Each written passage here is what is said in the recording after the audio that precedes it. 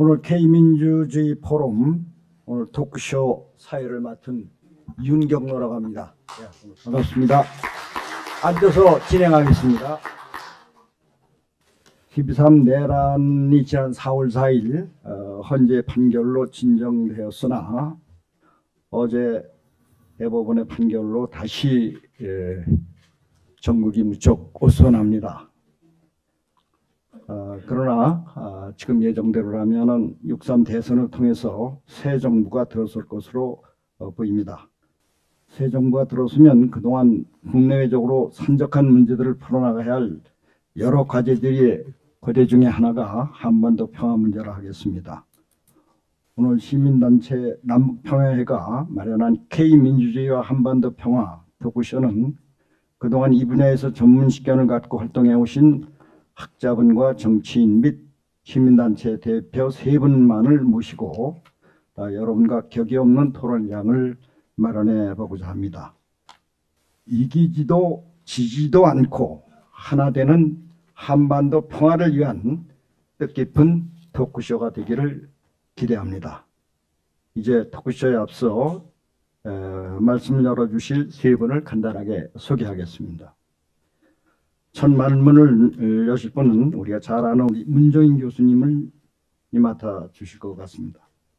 현재 연대 명예교수이시면서 문재인 정부 때 통일안보특보의 중책을 맡으신 분이기에 작금의 급변한 한반도를 둘러싼 국제정세와 향후 전망과 새 정부가 풀어가야 할 한반도 평화정책에 대한 모두 발언을 해주실 것으로 기대합니다. 두 번째로는 전 국회의원이자 주일대사를 역임하신 강창일 의원님께서 토크쇼에 참여하셨습니다. 강 의원님은 역사학자이자 주일대사를 역임하신 분으로 향후 한반도 평화정책 중 특히 한일 관계에 관한 말씀을 기대합니다. 세 번째로는 도초숙 대표님을 소개합니다. 도 대표님은 오늘 모임을 주선하신 시민단체 남북평화의 상임대표로 그동안 남북문제 특히 한반도 평화 관련해 활동해 오신 분입니다. K민주주의와 북한의 통일전략 변화와 우리 측의 대응 전략 및 새 정부에 바라는 통일정책 등에 대한 발언을 해주실 것으로 봅니다. 발언은 10분을 넘기지 않도록 요약해 주시기 바랍니다. 꼭 시간을 지켜주시기 바랍니다. 그러면 바로 마이크를 우리 문정인 교수님한테 바로 넘기겠습니다. 네. 시간을 최대한 축약해 주시고 그래서 우리 플로어에서도 이렇게 나중에 질문 좀 할 수 있는 그런 시간을 갖도록. 네, 예. 감사합니다. 예. 우리 도천수 대표님 감사합니다. 초청해 주셔서. 네. 저 앞에 주신 주제가 5가지거든요. K민주주의 하나 하고 국제정세 변화와 우리의 선택은 무엇인가, 그리고 북한의 전략의 변환이 있는가, 그리고 통일의 당위성을 다시 어떻게 봐야 되는가, 그리고 마지막으로 새롭게 시작할 정부에 어떤 조언을 주는가 5가지 얘기했는데 가급적 간단하게 좀 말씀을 드리겠습니다. K민주주의는 우리 박상모 박사님께서 이미 설명을 다 해주셨기 때문에 우리가 12월 3일 날 엄청난 민주주의 좌절이 왔다가 2시간 만에 그걸 반전시키면서 대한민국의 민주주의 회복력을 보여줬고 전 세계가 환호를 했고, 그러면서 또 불확실성이 계속이 되면서 한국 민주주의가 어디로 가는가 했다가 결국 탄핵이 인용되면서 한국 민주주의는 살아있구나, 법이 살아있구나 이렇게 나왔다가 지금 또 다시 안개가 짙게 들이오는 현상이 돼서 저는 지금 아직은 K민주주의 얘기할 때는 아니라고 생각됩니다. 우리가 민주주의가 87년에 우리 디모크라틱 오프닝 민주적으로 열렸고 그다음 민주적 이행이 생겨서 공고화 과정인데 벌써 지금 40년 넘게 공고화 과정을 가는데 아직도 그 끝이 보이지 않고 있는 거거든요. 그래서 제가 볼 때는 이 문제는 이번 선거에서 이제 민주세력이 압승을 하고 그러면서 모든 제도부터 우리 정치사회 구조까지 변화가 돼서 진짜 지속 가능한 민주주의 체제가 왔었을 때 이게 K민주주의다라고 얘기할 수 있는 것 아닌가 하는 생각이 듭니다. 두 번째 국제정세는 그렇습니다. 하나 우리 법륜 스님께서도 아주 좋은 지적을 해주셨습니다마는 세계가 변하고 있다. 미국이 옛날 미국이 아니다. 미국이 더 이상 패권적 지도국가가 아니다.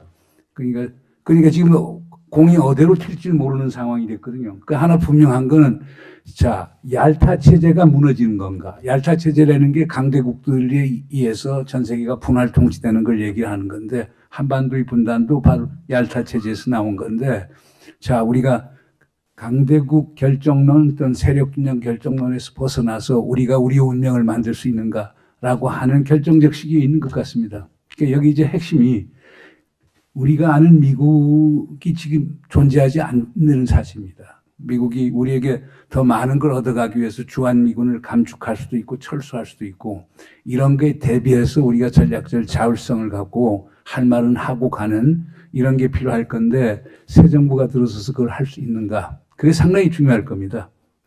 그 다음 중국 문제도 그렇습니다. 뭐 지금 한국에서 우리 중국에 대한 어떤 비판이 많고 그러는데 제가 2018년 5월에 키신저 박사를 만났지만 재미있는 얘기를 하더라고요. 종전선언을 하는데 3자 또는 4자에서 남북미 그러니까 남한, 북한, 미국 3자만 종전선언 채택하면 어떡하느냐 했더니만 키신저 박사 얘기가 그 현명치 못하다. 중국은 China is near and big. 중국은 가까이 있는 강대국이다. 그런 국가를 왜 소외시키고 적대화시키려고 그러느냐.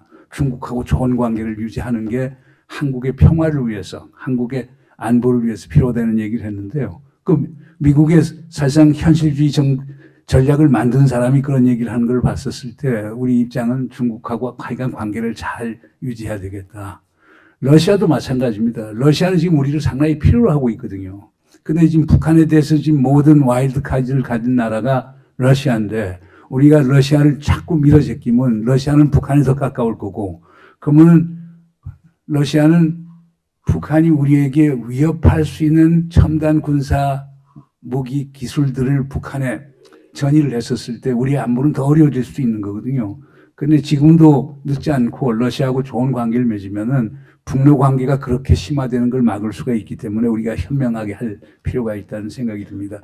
일본은 우리 강창일 대사께서 전문이시니까 강창일 대사께서 얘기해 주시고 남북 관계도 제가 뭐 우리 법률스님 관찰이 동일한데 한 가지 단순히 기분이 나쁜 건 아닌 것 같아요.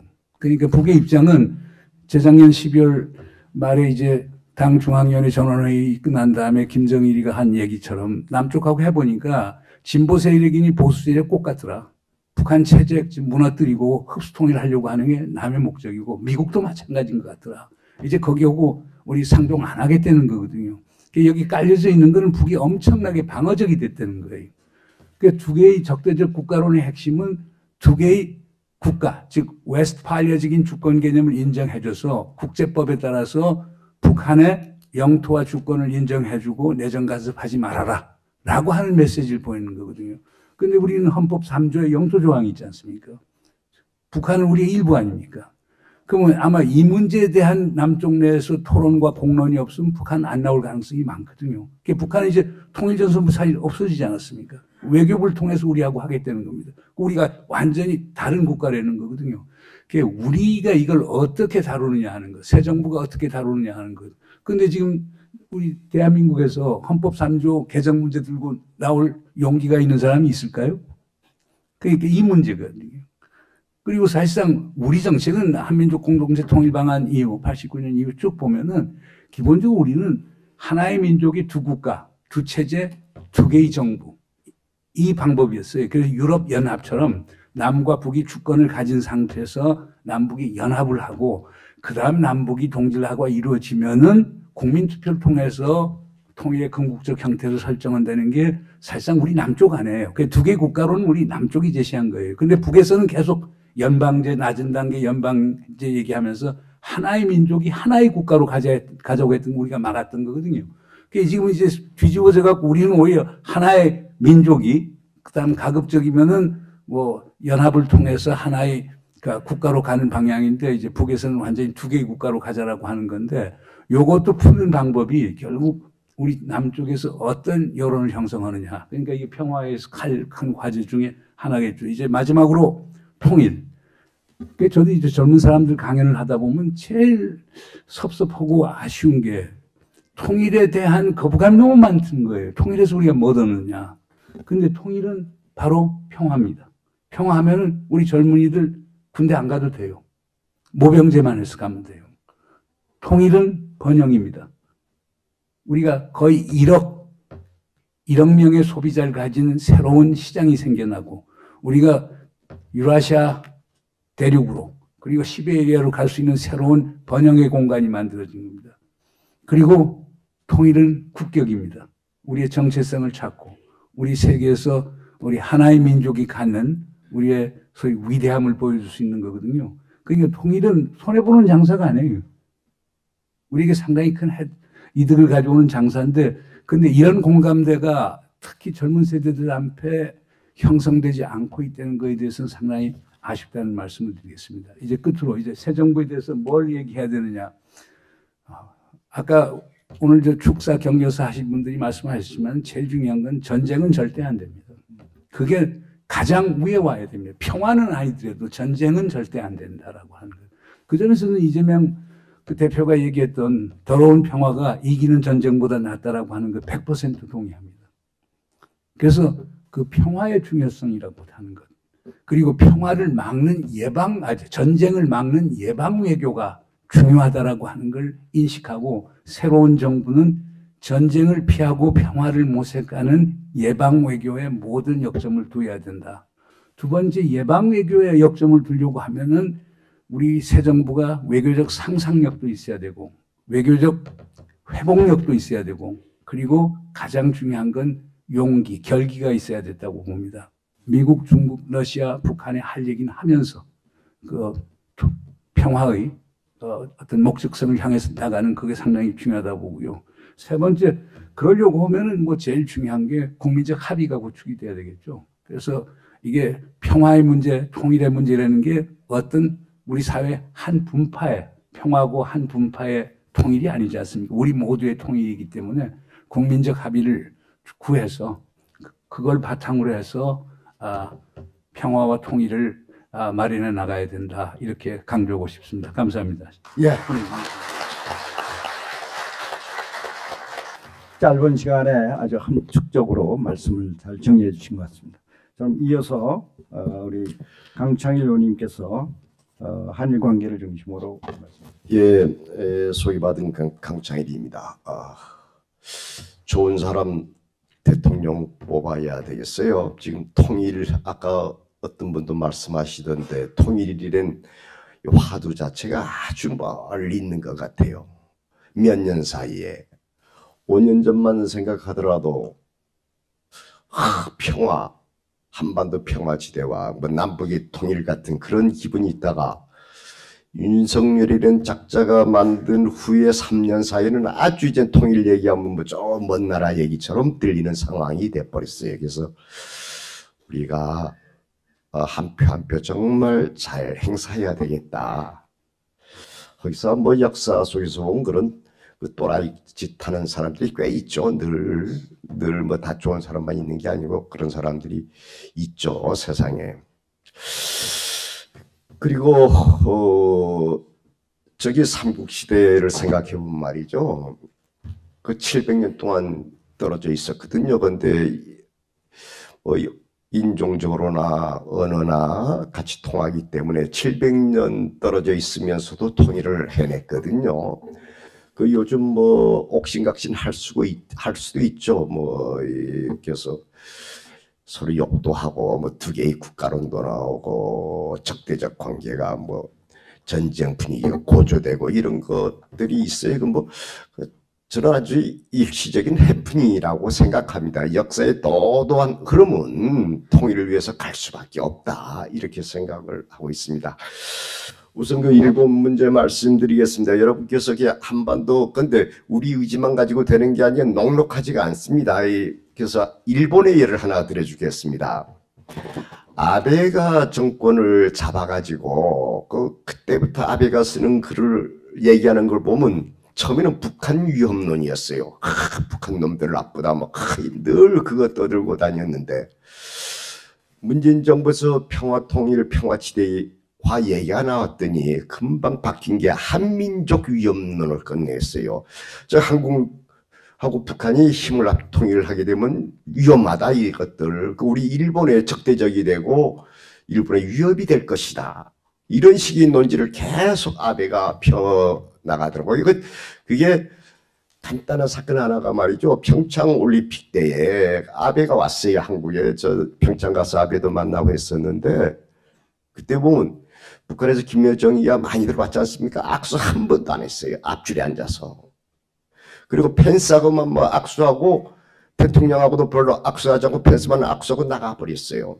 제가 아베 보고 아베 와야 된다고 하면서 당신이 미국에서 대통령이 안 오니까 열심히 하긴 당신이 주역을 할 수 있다. 이런 식의 코치까지도 해 주었었어요. 뭐 그전에 잘 아는 관계니까. 택도 없어요. 와서 그냥 뭐 북한 사람들 뭐 쳐다보지도 않고 그렇게 가더라고요. 아, 이 아베 이거 흉악한 놈이구나. 근데 흉악하니까 빨리 죽었어요. 암살당해서 죽었어요. 예. 그 다음에 말이죠. 예, 아베의 그게 이 스가 정권이나 기시다 정권도 계속 유지가 됐습니다. 예, 그래서 좀 더, 근데 지금 현재 이시바 정권이 들어섰거든요. 이 카리스마도 있고, 술도 잘 먹고, 그렇죠. 저건 친구처럼 잘 지냈는데, 술도 잘 먹고, 그리고 크리스찬이 돼가지고 이 야스쿠니 신사 참배도 하지 않고 과거사 문제에 대해서 그 아주 열려 있습니다. 물론 안보 문제에 대해서는 뭐 여러 생각이 있을 수 있는데 지금부터 한국 정부가 어떻게 나오느냐에 따라서 이 기시다는 충분히 대화가 될 것이다. 그리고 기시다는 지금 북한하고 열심히 그 대화하려고 하고 있습니다. 예. 지금 이제 뒤에서는 이제 그 가동도 되고 있고 뭐 그런 걸로 알고 있습니다. 그렇지만은 좀 더 살펴봐야 되겠습니다. 예.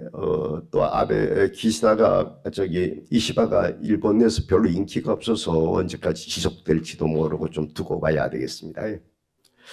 그다음에 최근에 말이죠. 이것도 참고로 말씀드리겠습니다.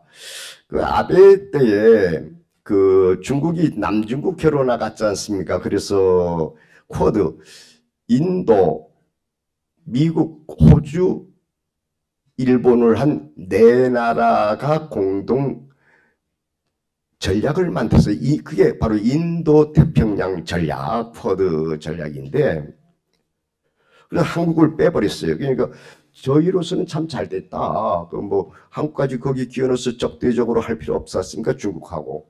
그런데 저 윤석열은 좀 막 그 주변 애들도 모르고 뭐가 뭔지를 몰라서 쿼드에 들어가고 싶어서 그렇게 그냥 일본 측에 막 꼬셨어요. 우리도 쿼드에 들어가고 싶다고. 그런데 일본이 함부로 주지 않습니다. 그래서 옵서버로 겨우 한번 참석했을 따름이에요. 얼마나 이 자존심이 상하는지 그런 일이 있었는데 며칠 전에 말이죠. 그 3월 15일로 알고 있는데 나카다니 교연이라는 그 지금 국방부 장관 같은 사람이죠. 한국의 방위청 장관이 미국의 그 피트 헤그세스 국방장관 만나서 이제는 남중국해가 아니라 한반도 주변에까지 집어넣었어요. 남중국해, 동중국해, 한반도 주변 해역을 집어넣어서 그런 전략을 만들자. 단일 광역화 전략을 만들자. 이렇게 발표를 했어요. 그러니까 미국은 좋은 거죠. 그래서 미국 피트 국방장관도 뭐 좋다 이래서 오케이들 하고 갔는데 일본 내에서는 그 뭐 합의된 것도 없고요. 물론 나가타니의 뭐 참모들하고 얘기를 했을 거예요. 툭 던진 거예요. 뭐 그게 일본 전략으로 돼 있지는 않지만은 미국까지도 얘기하고 미국도 찬성해서 이다음에 그렇게 갈는지도 몰라요. 그렇게 되면 어떻게 되느냐? 우리가 중국을 적대적 관계로 만들어 나가면서 그 속에 끼어들게 돼요. 또 우리가 주권국가인데 우리한테 한 번 상의한 적도 없습니다. 이 다음에 그게 본격화되면 한국 보고 같이 하자 이렇게 나오겠죠. 중국을 적으로 해가지고 우리 힘 합치자 필리핀까지 해서 나겠죠. 그래서 이제 그것도 그래서 또 대통령도 제대로 된 사람 뽑아야 된다 이런 식의 생각을 하고 있습니다. 예, 시간 됐습니까? 네. 저희가 이 엉망으로 해놨어요. 뭐 가치 외교니 뭐 이념 외교니 하면서 한일 관계를 비정상화시켜 버렸고 그리고 우리 국격 무너뜨리고 국민의 자존심을 완전히 그래서 국민들로부터 구골외교, 굴욕외교다 이렇게 욕을 먹는 거죠. 한일 관계 뭐 좋아지는 거 우호 협력 관계 증진할 거 반대한 사람이 없죠. 이런 식으로 일방적으로 퍼주기는 안 된다. 국민의 자존심도 생각해야 된다. 이렇게 생각을 하고 있습니다. 예, 이상입니다. 예. 우리 강 의원님이 뭐 준비를 많이 해 오셨는데 충분히 시간을 못 드려서 죄송합니다. 자, 그럼 이제 세 번째로 우리 도천수 대표께서 오늘 주제와 관련해서 말씀을 해주시죠. 10분입니다. 네. 저희 오늘 나눠드린 자료집에는 K민주주의가 전 세계 주목을 받고 있습니다. 이렇게 되어 있습니다. 그런데 이거는 어제 대법원 판결이 나오기 전에 만들었습니다. 그래서 갑자기 좀 낙관을 하다가 우리가 너무 자만한 게 아닌가 하는 그런 생각이 듭니다. 이 민주주의는 기본적으로 삼권 분립에 의해서 작동하고 있습니다. 그런데 지난 삼권 분립의 한 축인 행정부 수장인 윤석열이 쿠데타를 일으킨 것은 우리 빛의 혁명으로 우리 젊은 청년들을 비롯해서 시민들의 힘으로 이 사태를 정리했습니다. 그런데 갑자기 예상하지 못한 사법부가 쿠데타를 또 일으켰습니다. 그래서 제가 오기 전에 그 대법원의 판결문 전부를 한번 읽어봤습니다. 그런데 거기 보니까 선거법 위반 여부의 판단은 선거인의 판단에 의한 것이다. 이런 표현이 있습니다. 그런데 이 선거인의 판단이라는 거라고 규정을 했으면서 왜 대법관이 9일 만에 판결을 했는지는 도저히 이해가 안 갑니다. 선거인이라는 건 유권자 말하는 거죠. 유권자를. 그러면 지금 시기에 부동의 1위는 이재명 후보인데 부동의 1위로 유권자들이 지지를 하고 있는 것으로만 본다면은 대법원이 주장한 판결문에 의하면은 지금 이 이재명 후보의 선거법 위반은 무죄입니다. 무죄라는 게 그리고 또 지금 선거를 치고 나서 당선이 된다 그러면은 선거인의 판단은 이재명 후보라는 것이 증명이 되는 것인데 그거를 왜 대법원이 먼저 판정하는 것이 저는 도저히 이해할 수가 없습니다. 이 사법부의 쿠데타는 우리가 미처 예상하지 못했는데 그동안 오랫동안 유지해왔던 소위 기득권 카르텔이 정말 너무나 무서운 것이다라는 점을 새삼 깨달을 수 있었습니다. 그래서 이 사법부의 개혁도 우리가 그동안 방심했는데 앞으로 온 힘을 바쳐서 사법부 개혁에도 나서고 또 이 대법원의 판단도 우리는 반드시 응징을 해야 우리가 자랑하는 K민주주의가 달성이 될 수 있다고 생각합니다.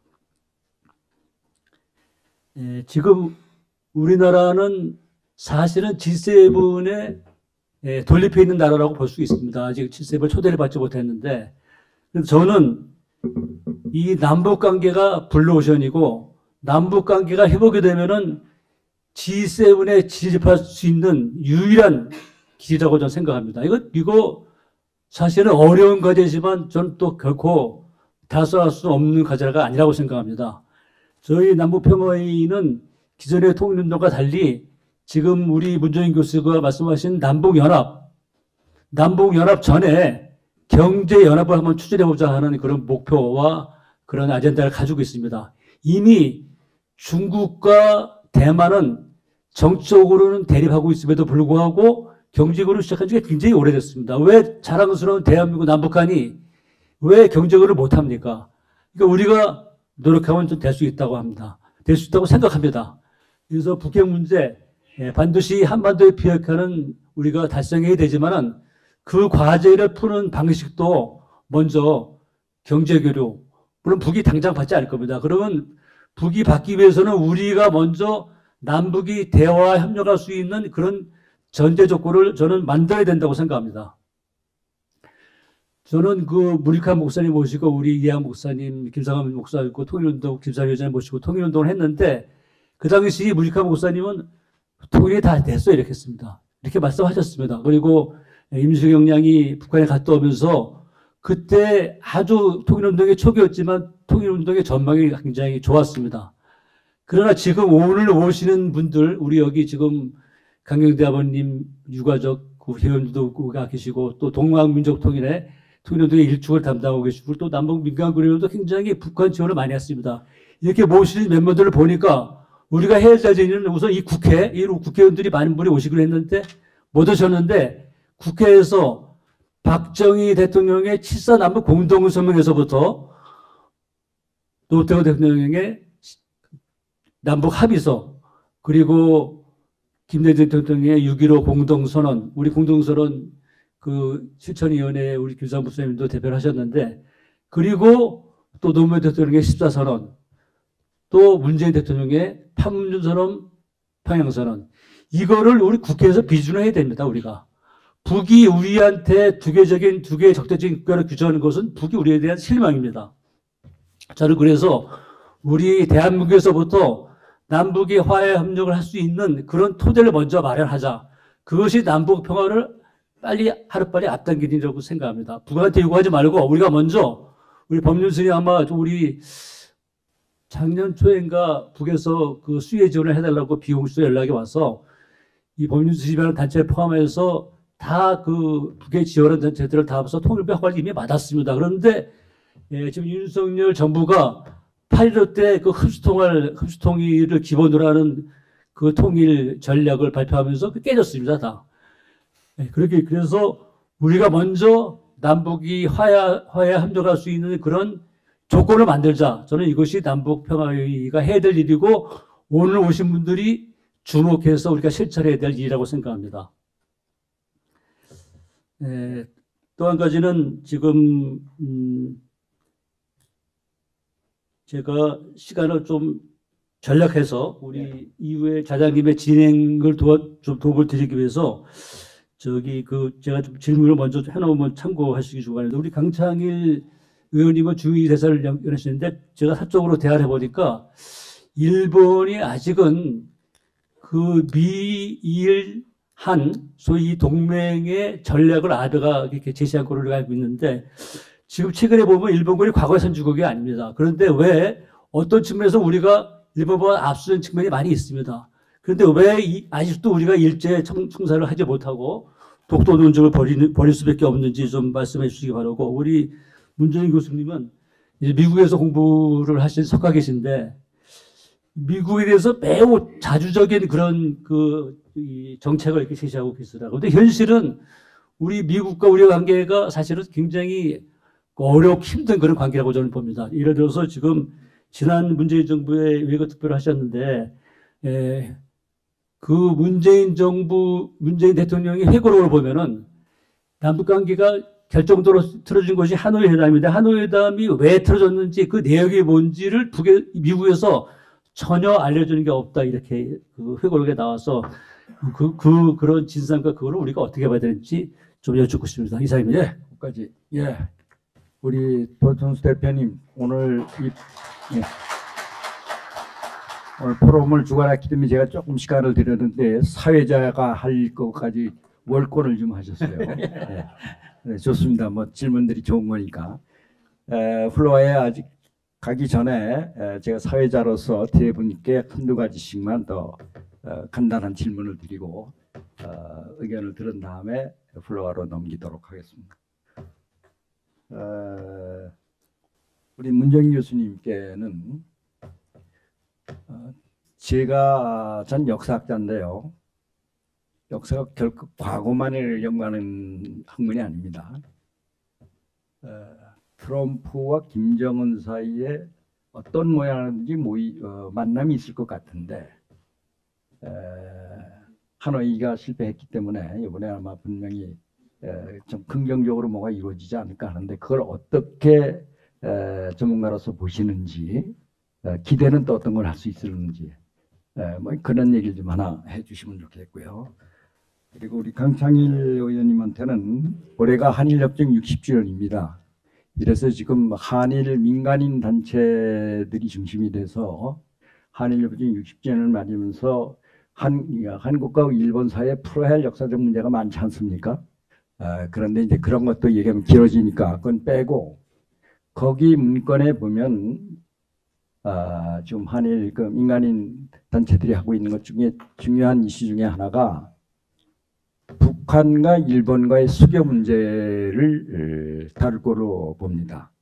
그 부분에 대해서 일본 측의 입장이라고 아까 또 주일대사를 하신 입장, 또 우리가 남북 평화를 지금 얘기하는 오늘 포럼이니까 그와 관련해서 정치인으로서 또 일본 대사를 하신 입장에서 답을 좀 해주시면 좋겠습니다.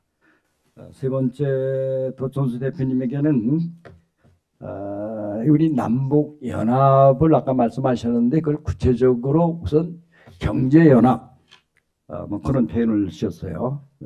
우리 남북 평화 회의가 추구하는 보다 구체적인 것은 남북 간의 정치적인 것 이전에 경제 연합을 좀 했으면 좋겠다. 또 그것이 또 현실적으로 굉장히 중요한 것 같은데 그거에 대해서 조금 더 구체적으로 생각하는 바가 있으면 얘기를 해주시면 좋겠습니다. 그럼 우리 문 교수님한테 마이크를 옮기겠습니다. 우선 그럼 이제 우리 도 대표님께서 하신 질문하고 이게 연결이 다 되어 있는 건데요. 그럼 하노이에서 어떤 일이 일어났느냐? 김정은 위원장이 갖고 온 거는 아주 명백해요. 그러니까 그 9.19 남북 정상회담 선언, 그러니까 평양 선언에서 그 평양 선언 5조를 보면은 자, 미국이 싱가포르 선언을 이행을 잘하면은 그거에 상응해서 영변에 있는 모든 핵시설을 완전히 영구적으로 폐기하겠다.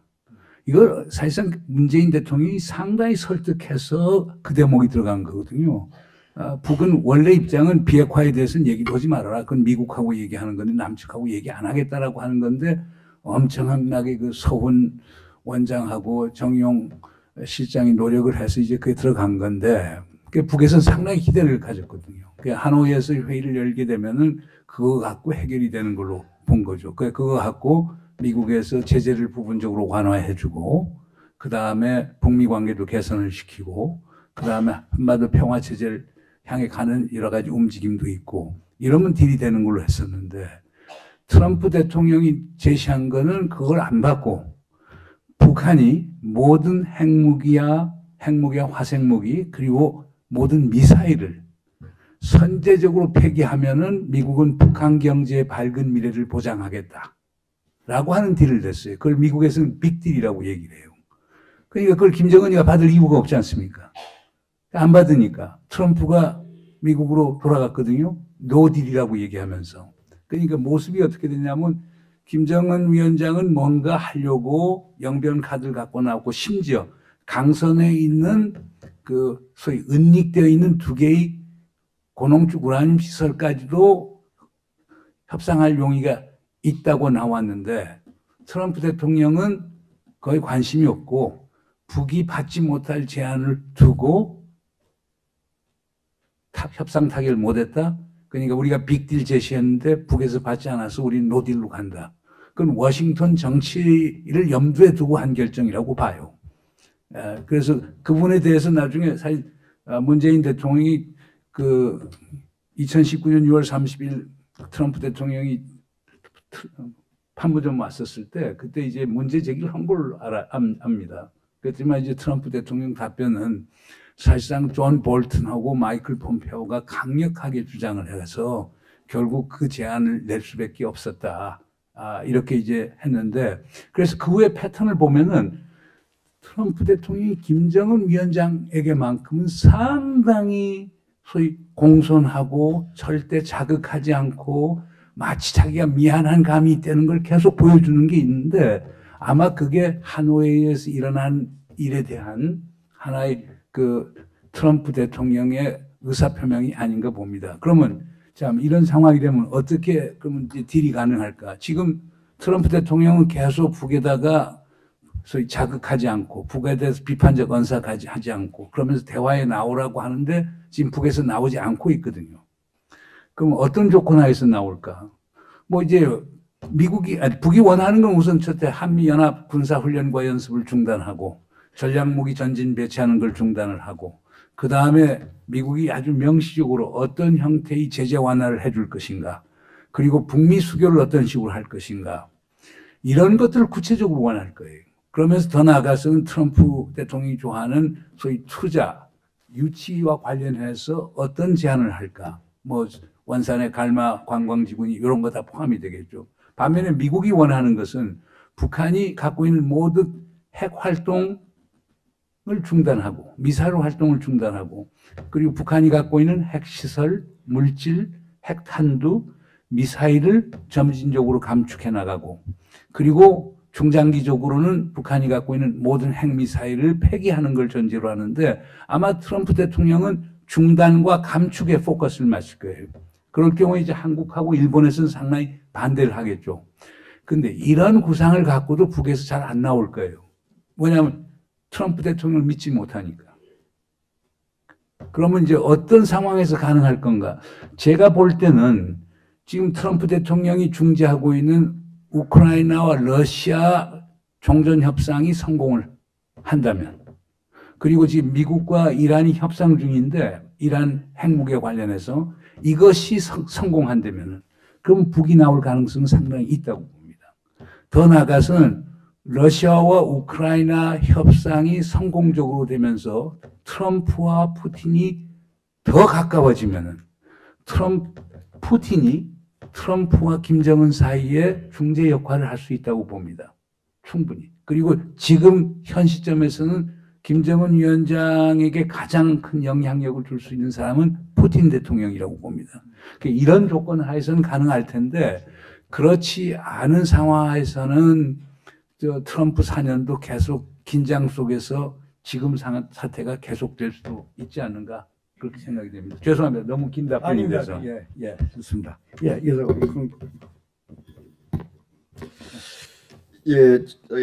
첫 번째 노춘수 선생은 왜 식민지한테 청산 못했냐는 거죠? 네. 그 얘기예요. 네.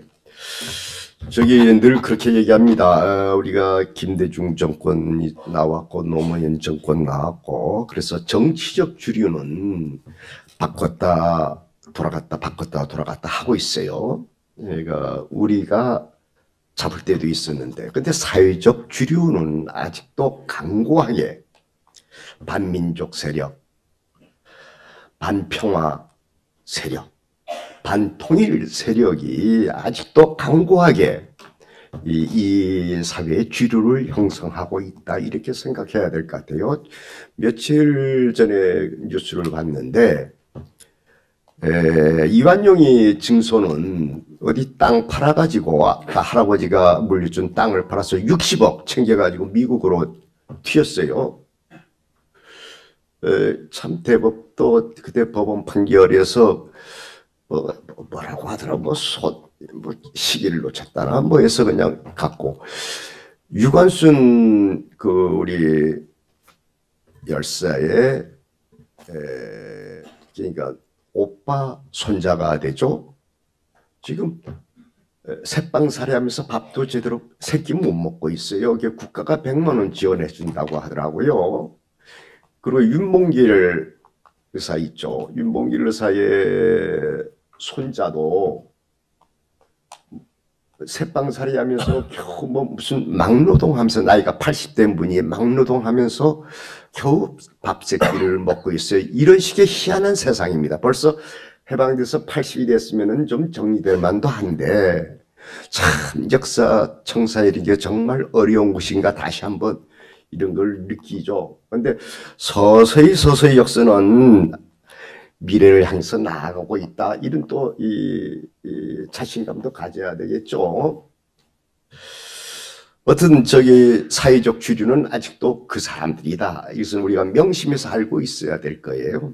그 다음에 일본과 그 북한 문제인데 말이죠. 가네마루가 1991년도 북한에 가가지고 김일성하고 만나서 먼저 많은 얘기를 했어요. 잘못했다도 얘기하고 그리고 뭐 일본이 110억 달러 그때 110억 달러 내놓겠다.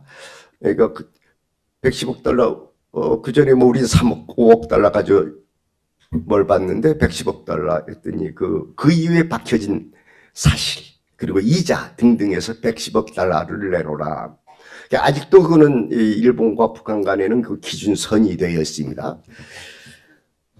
그 다음에 이제 고이즈미가 한 20년 전에 북한을 갔어요. 근데 그 납치자 문제 가지고 갔는데 그때 김정일이는 직접 자기가 뭐 관계가 없으니까 오케이 했어요. 박히겠다. 박히겠다고 또 우리 정부에서도 많이 애써줬어요. 납치 문제 해결하라 통 크게 말이야. 하겠다 이렇게 해서 갔거든요. 그래서 약속해놓고 와서 뭐 데려와 놓고 튀어버렸어요. 고이즈미가. 그래서 지금 북한에서는 고이즈미는 아주 나쁜 정치인으로 돼 있어요. 약속을 안 지켜서. 그 다음에는 자꾸 아베이야 그냥 계속해서 북한하고 하고 싶다. 뭐 하는데 북한에서 믿지를 않아요. 일본을. 그런 몇 가지 그 과거에 전례가 있어. 근데 이제 일본도 부담이에요. 지금 2차전 이전에 제국주의 시대 때가 안 끝났다는 얘기거든요. 왜냐면 1945년대가 아주 유일하게 미수교국입니다. 북한하고 일본이. 또 언젠가는 해야 돼요. 언젠가는. 하지 않고 가면 가서 이자만 계속 불어나는 거예요. 중국도 그럽니다. 중국도 일본 보고 너희들 일본 은행에 맡겨놨다. 언젠가 우리한테 돈 내놔야 된다. 이게 정경분리해서 배보상을 안 받았거든요. 중국 정부에서. 그래서 뭐 1600억 달러 요구하고 있는데 북한도 그런 자세예요. 너희들 언젠가는 할 텐데 일본 은행에 우리가 받을 돈 보관해 있다. 뭐 이런 식의 건데 이번에 이 시바는 말이죠. 그 전에 뭐 말로만 해요. 북한하고 뭐해서 몽골에 가서 뭐 회담하고 오는데 이번에 이 시바는 얘기한 것 쭉 보면 좀 진정성이 있어 보여요. 이것도 좀 두고 봐야 되겠다. 이런 식의 생각하고 좋아지만 이것은 평화를 전제로 해서 북한과 일본이 빠른 시일 내에 이 관계를 정상화시켰으면 좋겠다. 이런 식의 생각을 하고 그 있습니다. 부분에 대해서 국회의원을 오래 하셨으니까 예. 우리 한국 정부는 남쪽은 어떤 태도를 취하는 게 좋겠다고? 그러니까 우리는 아주 박수 치는 건데 또 이상한 친구들 있잖아요. 그 친구들은 그냥 계속 반대죠. 이번에 유석열이 하는 거 보세요. 그냥 뭐 전쟁 분위기 고조시키고 뭐 꼭 내일 아침 전쟁할 것처럼 하지 않습니까? 예. 그러니까 그래서 우리 한 표를 제대로 행사해서 평화 애호를 하는 사람, 남북 긴장 완화시킬 수 있는 사람을 대통령 뽑아야 되겠다. 이런 식의 생각하는 겁니다. 네. 그럼 북일 관계를 이렇게 틀 때 경제적 문제가 붙을 때 우리 남쪽이 반대할 것까지는 없다. 우리 그렇죠. 하도록 해줘야죠. 그렇죠. 문재인 정부 때 여러 차례 그렇게 요구도 했어요. 예. 납치 문제도 북한 보고도 납치 문제 해결하라 이런 식으로 얘기했어요. 예. 좋습니다. 자, 마지막으로 아까 남북 연합을 경제 연합으로 연결해서 해야 된다. 근데 그 얘기는 우리가 그동안은 남북 관계가 그렇게 많이 진행된 걸로 아는데 특히 남북 평화 회의가 이걸 주장하는 그것이 대표로서 어떤 보관을 갖고 있는지 간단하게 요약해 주세요. 네. 우선은 그 경제 영업을 주장하는 그 전문가도 없고 그런 단체가 없었습니다. 그런데 그게 남북 평화로 가는 지름길이고 우회하는 길이라고 생각하고요. 이 경제연합이 되려면 통신이 돼야 되는데 통신은 북한이 원하지 않습니다. 그리고 통행은 아주 제한적으로 좀 가능하다고 보고 통상은 할 수 있는데 통상하기 전에 먼저 그 몇 년 전에 김정은 위원장이 신년 기자회견에서 금강산 개성공단 재개를 무조건 재개한다 이런 발표를 했는데 우리가 아무나 응대를 하지 못했습니다. 이게 굉장히 미국과 유엔 제재 때 못하는 문제인데 새로운 정부가 이 금강산 개성공단을 어떻게든지 미국을 설득해서 이거 재개를 하는 것이 첫 단계라고 보여지고요. 두 번째는 지금 이런 과정을 돌파하기 위해서는 우리나라는 진보 정부와 보수 정부가 바뀌면은 통일 정책이 계승이 안 됩니다. 또 독일의 경우에는 삼인당과 기민당의 통일 정책이 일관되게 지속이 됐거든요. 그래서 우리 교회에서는 아까 말씀드린 대로 우리 국회에서 그동안 남북 공동선언을 공동선언을 말하자면 국회에서 비준을 해서 정부가 바뀌더라도 통일 정책이 지속되는 것이 필요하다고 보여지고요. 또 한 가지는 지금 미국이 중국이라는 하나의 국가를 집중적으로 이렇게 말하자면 고립시키는 전략을 쓰고 있는데 이거는 중국이 그만큼 성장했기 때문이라고 생각합니다. 그래서 향후 당장 아니겠지만은 국제 정세가 남과 북이 대화하고 러시아를 끌어들여서 미국과 말하자면 경제적인 교류 그렇게 앞으로 외교가 펼쳐져서 북방 외교가 펼쳐질 가능성이 있어서 트럼프 대통령과 북한의 김정일 위원장이 대화할 때 우리가 통미봉남이 되지 않도록 우리는 준비를 해야 된다고 생각합니다. 이상입니다. 네, 맞습니다. 우리 문정인 목사님께서 조금 높은 설명을 해주시겠다. 네, 우리 보통 이제 경제 통합이라고 하는 얘기를 하지 않습니까? 경제 통합이라고 하는 걸 할 때는 기본 전제가 서로 시장 경제를 하는 국가끼리거든요. 그래서 1단계가 자유무역지대, 2단계가 관세동맹, 3단계가 공동시장, 네 번째 단계가 경제연합, 마지막 단계가 통화동맹이라고 해서 지금 유럽 같은 데가 가장 높은 수준의 이제 경제 통합을 갖고 있는 거죠. 그래서 그걸 소위 경제 연합이라고 이렇게 얘기를 하는 건데 우리가 북하고 이제 하게 되면 참 어려운 부분이 우선 교류와 협력을 강화시키고 북한 자체에서 경제 시스템의 전반적인 변화가 우선 있어야 될 거예요. 그럼 그거 하기 위해서는 중국이 했던 방식처럼 경제 특구를 만들어서 특구에 대해서는 투자와 무역이 자유롭게 될 수 있고 근데 그거에 대한 보장 문제가 있죠. 개성공단이나 금강산 가서 우리 측에 지금 특히 중소기업들 상당히 희생을 많이 보지 않았습니까? 이런 작업들이 필요하기 때문에 그러면 북이 그렇게 갈 수 있으려고 하면 제재를 풀어줘야 되거든요. 그 제재를 풀어주려고 하면 북한이 이제 핵 문제에서 진전을 보여야 되니까 이게 다 연결이 돼 있는 거거든요. 그러니까 어느 선에서 이제 소위 그 타협을 보느냐라고 하는 게 가장 큰 관건이 될 겁니다. 예.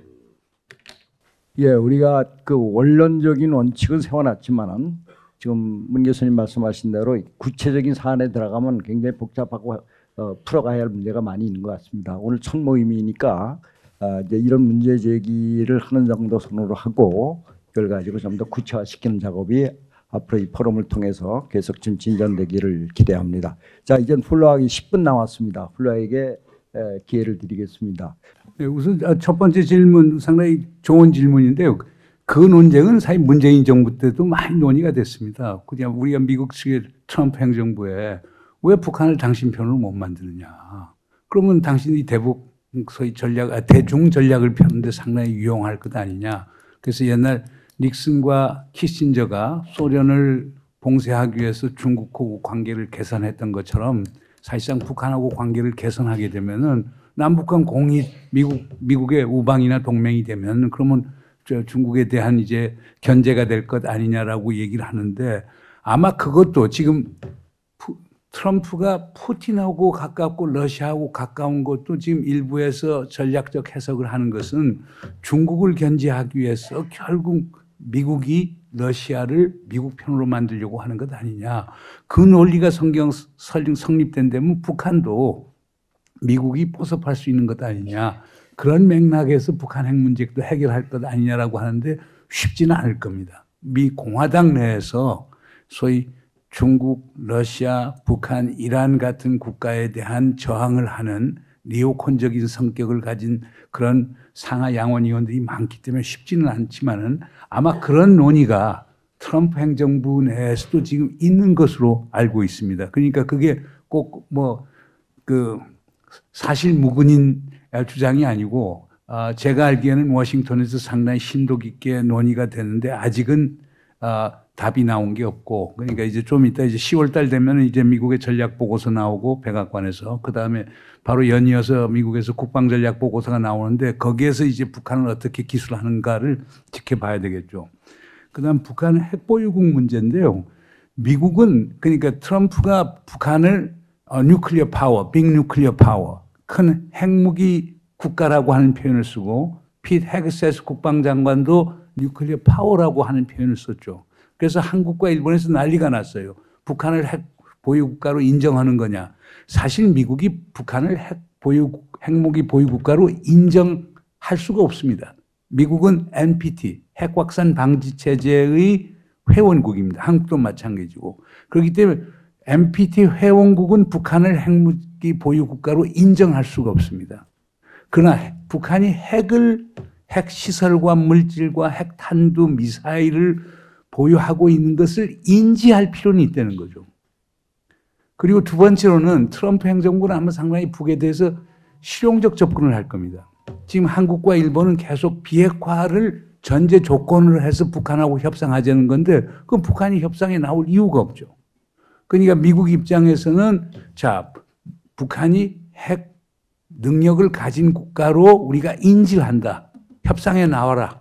그러면 자연히 협상의 최초의 목표는 비핵화가 목표가 아니고 핵 활동을 중단하고 갖고 있는 핵무기를 감축하는 이 협상이 되겠죠. 그에 따라서 북한에 소위 반대급부를 제공하는 게 되는데 그게 제가 볼 때는 만약 트럼프 행정부가 그런 식으로 북한하고 협상을 하게 되면은 일본과 한국에서는 상당히 한국의 보수 쪽이나 일본의 보수적인 진영에서는 상당히 이제 반대가 많이 나올 겁니다. 그러나 하여간 북한이 대화에 나오면 트럼프 대통령은 한국, 일본 보수의 반대도 불구하고 협상을 밀고 나갈 거라고 생각이 되고요. 그 다음에 그 아까 우리 김경수 선생님하고 김영신 선생님 하는 것들은 어떻게 보면 다 연계가 돼 있는데 우리 뭐 어르신 얘기죠. 그 문재인 정부 때도 그렇고 노무현 대통령 때도 그 옵션이 많이 나왔었어요. 그러니까 개성공단에서 하는 것보다는 차라리 문산 파주 이쪽에서 하고 북에서 노무자들이 오는 게 어떠냐 하는데 북에서 동의를 안 했죠. 동의를 하질 않았고요. 그리고 그때도 상당히 우리가 그건 김대중 대통령이 있을 때부터 논의가 된 거는 개성공단에 그 국제 자본이 참여하는 것, 특히 미국 자본이 참여하고 독일 자본이 참여하고 이렇게 해서 완전히 국제화시키자. 그러면 북한이 마음대로 못할 것 아니냐. 그런데 그걸 추진을 하다가 제대로 시행을 못했죠. 북한에서 핵실험을 했고 유엔 안보리에서 제재 결의안을 채택하는 것 때문에 제대로 안 된 부분이 있는데요. 요거는 이제 앞으로 논의할 여지가 상당히 많은데 그러나 이제 북에서가 결국 노무현 대통령, 문재인 대통령 대담직에서도 보면 이 부분에 대해서 상당히 안타까워하는 부분이 있어요. 당신이 제일 안타까운 거는 사실 미국하고 하노이 협상이 잘 되기 위해서 미국 비율을 맞춰주냐고 그랬는데 개성공단의 입주자 대표자들 보내는 문제라든가 금강산 개별 관광하는 문제는 했었지 않았었는가 그것이 아쉽다라고 하는 게 그 책에 나와 있습니다. 그래서 그 책을 참조하시면 될 것 같고요. 그 다음에 김영신 선생님 하신 문제에서 실패했죠. 뭐 성공하진 못했죠. 그건 김대중, 노무현, 문재인 정부, 새 정부에서 가깝게 일을 했습니다만은 우리가 합의했던 것을 이행을 못했죠. 새 정부 전부 다. 안타까운 일이죠. 그런데 그 과정에서 보면은 우리 지도자에게 제일 필요한 게 용기예요. 아니, 가령 얘기를 들어서 미국에서 유엔 안보리 제재 결의안에 따르면 우리가 금강산에 개별 관광은 허용해도 돼요.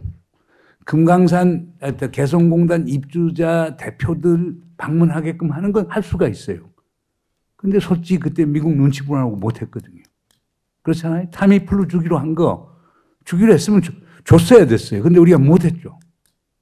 근데 이제 그것도 또 탓할 수 없는 게 괜히 트럼프 행정부를 자극해서 하노이 협상하는데 차질이 생길까 봐서 그걸 위해서 더 큰 대승적 목적을 위해서 적은 것들을 희생한 건데 꼭 그랬어야 했나라고 하는 생각은 지금 듭니다. 그래서 새 지도자가 오면은 남북한 간에 어떤 새로운 모멘텀이 생겼다.